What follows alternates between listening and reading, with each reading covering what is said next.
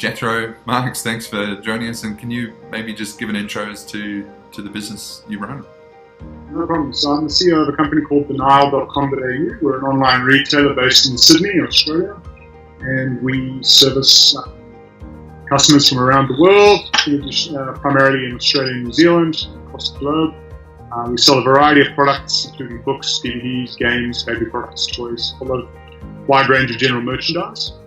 And we initially started working in the Philippines about 3.5-4 years ago, where we went and set up an office.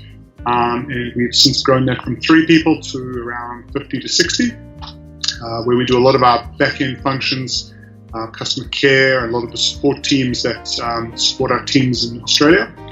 And we've been delighted at the ongoing growth and success of that office. And what was the initial impetus to try outsourcing? Why go out of your routine to go to the Philippines? The reason that we initially started this project was we were finding it difficult to find enough staff to fill a lot of the roles that we were creating. And we initially looked at expanding offices within Australia and New Zealand, but in the end, basically from a saving point of view and also from a talent acquisition point of view for a lot of the roles that we were after, it made more sense for us to go to Manila. Once we got there, we were sort of validated both in the fact that we were able to reduce the cost per head, and secondly, we were able to tap into a wide range of very talented and highly motivated staff to do a lot of the roles that we wanted to do. And as the years progressed, we increased a lot of those roles as we discovered that there was a much greater talent pool than we even thought was there, with a lot more skills than we sort of initially expected. So cost was probably one of the big attractions, but there were probably many concerns and fears about the Philippines. What were some of your biggest concerns or unknowns? Our biggest worry was whether we could create an office, or whether we could create a team and recruit and manage on a team that would be able to deliver an ongoing, consistent level of service and to the expectation of our customers, and to be able to operate our business at a distance. We've run multiple offices in the past, but we had never done one at this distance. Even, I mean, it's not that far, but it's still much further than we had before. But what we found was it wasn't much of an issue. Everybody was in a relatively same time zone. Everyone spoke English. The structures were in place. We were able to work very closely with the staff, and then it all just kind of worked out. What are some of the contrasts? Like, you have visited the Philippines, I know now, and what are some of the contrasts, but in the early stages of exploring the Philippines to what you know now about it? Yeah, look, I think when I first went up, I visited the Philippines many years before that, but very, very briefly, and I had no real concept of what to expect. And I think I was really pleasantly surprised. The willingness and the eagerness of the staff to work and to try and sort of help us achieve the things we wanted was really very refreshing. And the overall culture is one which is very hardworking, and the staff really want to do a good job, which is great. And we've just encouraged over and over by that. And I think as we started learning more and got better at understanding how to manage and work with the staff, we've been able to get much better results ongoing. Outsourcing is no magic bullet. Like you can't leave the sort of the tribulations of business behind, but overall, do you see that it's a positive impact? Has it had a positive impact on your business? I think the way to approach it is also not that you're giving someone the problems to deal with. People think about it just not their belief that we should staff in place and with that in mind, put all the building blocks in place for all the things we need to be able to grow the culture in a way that is consistent with what the business has done.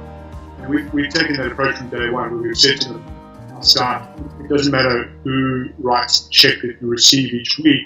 At the end of the day, you work for us, and you're part of our family, and we have approached it in that way from the word go.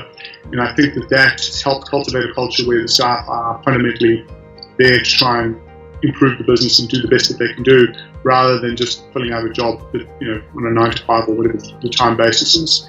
And that cultural component, I think, is really important. And it's really strong. It's a really important component of making sure that you get the level of input and motivation that you're after with your staff. And would you recommend that business owners out there, SMEs, in the high-cost English-speaking world, consider outsourcing? Is there sort of use cases where you recommend that they wouldn't? I think there are very few use cases where it doesn't make sense. I can't think of a single business which wouldn't have some part of its function which wouldn't benefit from having staff. I think that there are. It doesn't matter, even down to the most basic kind of business. There is always going to be a part of it or a function that needs to be done, which is probably either expensive or difficult, or most of the time, is being done by the owner who could probably utilize their time far better to create value somewhere else. And I think, knowing what we know now, I think that there is no argument for why it should be done. I think it would be increasingly difficult to make an argument for why you wouldn't want to do this. You would never go back then? You would never go back to a domestic office, everyone sitting in the same room? I think our perspective is that we want to acquire talent as and wherever it is. So it's not that we would not go back to the same room. It's more a question of where can we find the specific skills and people that we want and need to help grow our business and run more efficiently. So there might be times when we move functions in and out of different offices, but the simple reality is that we're there to stay. And it's now really a question of, okay, well, how do we supplement this with whatever else other gaps there are? So I think in terms of our journey, it's not that we would ever go backwards. It's more a question of how much further can we take this, how much further can we go to be able to find the right people in the right place at the right time. And in terms of labor supply, skilled services, skilled activities, the Philippines is known as kind of a call center hub. But is it more than that? Have you found that there are a range of skills that can build your business for you? Yeah, there are definitely far more than what we expected. We initially went over just expecting to sort of fill out a customer care, customer service function. Today there are probably 7 or 8 different teams that operate in our business out of those offices. I won't say that there's all the skills that you will need. There are definitely some areas which are probably better serviced elsewhere, but for our purpose, we haven't found that much in the way of a lack of the skills or inability to be able to hire for any particular role that we've looked for.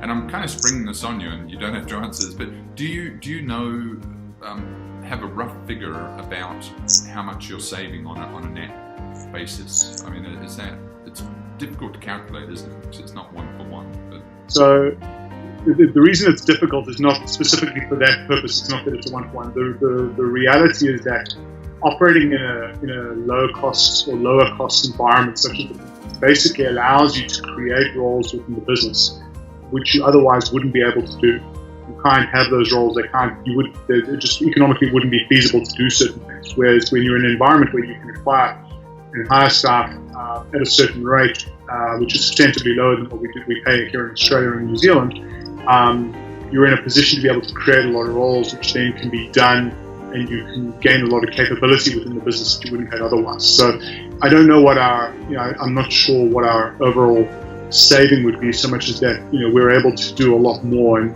we can provision a lot more than we would have been otherwise able to do.